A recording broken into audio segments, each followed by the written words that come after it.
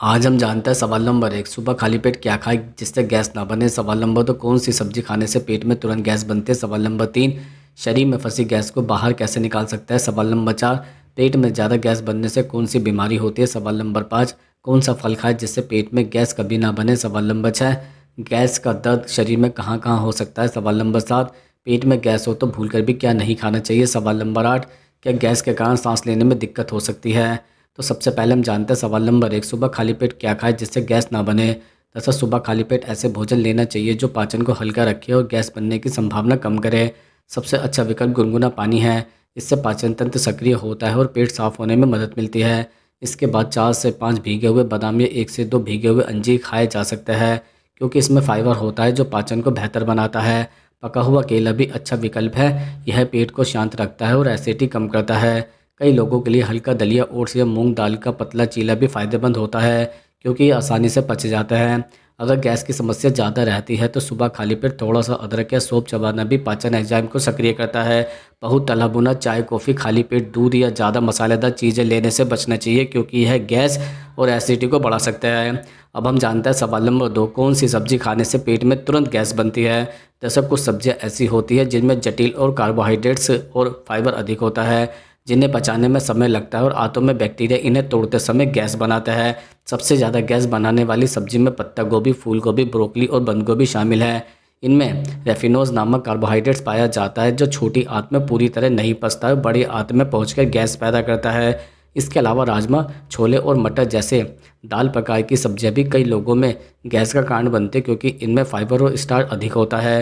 कुछ लोगों को प्याज और कच्ची शिमला मिर्च खाने से भी पेट फूलने की समस्या हो सकती है। हालांकि ये हर व्यक्ति के लिए शरीर पर अलग अलग असर डालता है।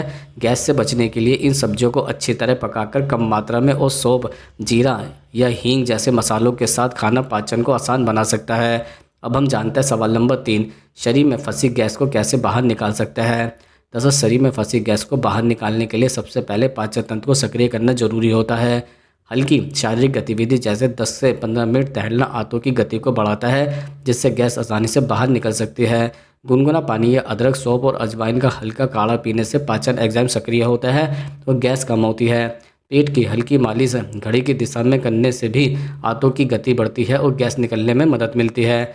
योग में पवना मुक्तासन, वज्रासन और हल्का घुटनों को पेट की दर्द मोड़कर लेटना भी फंसी गैस को बाहर निकालने में सहायक माना जाता है। बहुत भारी तला भुना और गैस बनाने वाले भोजन से कुछ समय के लिए बचना चाहिए। यदि बार बार तेज़ दर्द, पेट ज़्यादा फूलना या उल्टी जैसी समस्या हो तो यह किसी पाचन संबंधी बीमारी का संकेत भी हो सकता है, इसलिए डॉक्टर से सलाह लेना भी जरूरी है। अब हम जानते हैं सवाल नंबर 4 पेट में ज़्यादा गैस बनने से कौन सी बीमारी होती है। दरअसल पेट में बार बार या ज़्यादा गैस बनना कई पाचन संबंधी समस्याओं का संकेत हो सकता है। सामान्य रूप से गैस बनना एक प्राकृतिक प्रक्रिया है, लेकिन जब यह ज़्यादा मात्रा में बनने लगे और पेट फूलना, दर्द, डकार या जलन के साथ हो तो यह किसी बीमारी से जुड़ा भी हो सकता है। सबसे आम समस्या एसिडिटी या गैस्ट्राइटिस होती है। इसमें पेट की अंदरूनी परत में सूजन हो जाती है। इसके अलावा इरिटेबल बाउल सिस्टम में भी बार बार गैस, पेट दर्द और कब्ज या दस्त की समस्या देखी जाती है। कुछ लोगों में लैक्टोज इंटॉलरेंस यानी दूध या दूध से बने पदार्थ ठीक से न पचने के कारण भी गैस ज़्यादा बनती है। पाचन एंजाइम की कमी, कब्ज और आंतों में बैक्टीरिया का असंतुलन भी इसका कारण हो सकता है। यदि गैस के साथ तेज़ दर्द, वजन कम होना या लगातार परेशानी हो तो डॉक्टर से जांच कराना जरूरी होता है। अब हम जानते हैं सवाल नंबर 5 कौन सा फल खाएं जिससे पेट में गैस कभी ना बने। दरअसल ऐसा कोई एक फल नहीं है जिससे हर व्यक्ति में गैस बिल्कुल भी ना बने क्योंकि हर व्यक्ति का पाचन तंत्र अलग होता है। फिर भी कुछ ऐसे फल माने जाते हैं जो आमतौर पर हल्के और आसानी से पचने वाले होते हैं।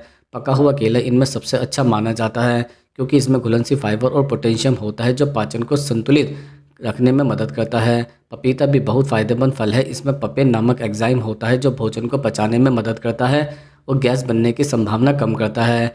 इसके अलावा संतरा और मौसम्बी जैसे सिट्रिक फल भी हल्के होकर पाचन को बेहतर बनाते हैं।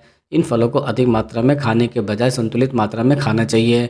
बहुत ज़्यादा कच्चे या अत्यधिक मीठे फल एक साथ खाने से भी कुछ लोगों में गैस बन सकती है, इसलिए धीरे धीरे और अच्छी तरह चबाकर खाना पाचन के लिए बेहतर होता है। अब हम जानते हैं सवाल नंबर 6 गैस का दस्त शरीर में कहाँ कहाँ हो सकता है। दरअसल जब पेट और आंतों में गैस जमा हो जाती है तो उसका दबाव आसपास की नसों और मांसपेशियों पर पड़ता है। जिससे दर्द शरीर के अलग अलग हिस्सों में महसूस हो सकता है। सबसे सामान्य दर्द पेट में होता है, जहां पेट फूलना, भारीपन या चुभन जैसा एहसास होता है। कई बार यह पेट दर्द के ऊपरी हिस्से में होकर छाती तक महसूस हो सकता है, जिससे व्यक्ति को हार्ट प्रॉब्लम जैसा डर भी लग सकता है। गैस का दबाव डायाफ्राम पर पड़ने से सीने में जकड़न या जलन भी हो सकती है। कुछ मामलों में दर्द पीठ के ऊपरी या बीच वाले हिस्से में भी महसूस होता है। गैस के कारण पेट के दाएं या बाएं हिस्से में तेज़ ऐंठन जैसी पीड़ा भी हो सकती है। यदि गैस के साथ लगातार तेज़ दर्द, उल्टी, बुखार या सांस लेने में कठिनाई हो तो यह किसी अन्य बीमारी का संकेत भी हो सकता है और डॉक्टर से जांच कराना भी जरूरी है। अब हम जानते हैं सवाल नंबर 7, पेट में गैस हो तो भूलकर भी क्या नहीं खाना चाहिए। जैसे अगर पेट में गैस की समस्या हो तो कुछ खाद्य पदार्थों से बचना जरूरी होता है, क्योंकि वह आंतों में गैस बनने की प्रक्रिया को बढ़ा देता है। सबसे पहले बहुत ज़्यादा तला भुना और ज़्यादातर मसाले भोजन नहीं खाना चाहिए, क्योंकि यह पाचन को धीमा कर देता है और पेट में भारीपन पैदा करता है। पत्ता गोभी, फूल गोभी, राजमा, छोले और मटर जैसे चीज़ें कई लोगों में गैस बढ़ा सकती है, इसलिए इन्हें कम मात्रा में लेना चाहिए। कार्बोनेटेड ड्रिंक जैसे सोडा, कोल्ड ड्रिंक और बहुत ज़्यादा चाय, कॉफ़ी भी गैस और एसिडिटी को बढ़ा सकता है।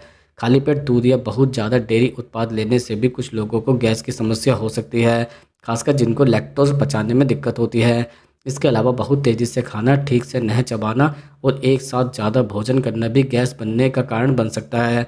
हल्का, संतुलित और आसानी से पचने वाला भोजन लेना बेहतर होता है।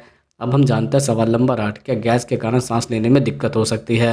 हाँ, कुछ स्थितियों में पेट में ज़्यादा गैस होने के कारण सांस लेने में हल्की दिक्कत महसूस हो सकती है। जब पेट या आंतों में गैस अधिक मात्रा में जमा हो जाती है तो पेट फूल जाता है और ऊपर की ओर दबाव पड़ने लगता है। यह दबाव डायाफ्राम नामक मांसपेशी पर पड़ता है, जो फेफड़ों और पेट के बीच में होती है और सांस लेने की प्रक्रिया महत्वपूर्ण भूमिका निभाती है। डायाफ्राम पर दबाव पड़ने से व्यक्ति को सीने में जकड़न, भारीपन या गहरी सांस लेने में कठिनाइयाँ जैसा अनुभव हो सकता है।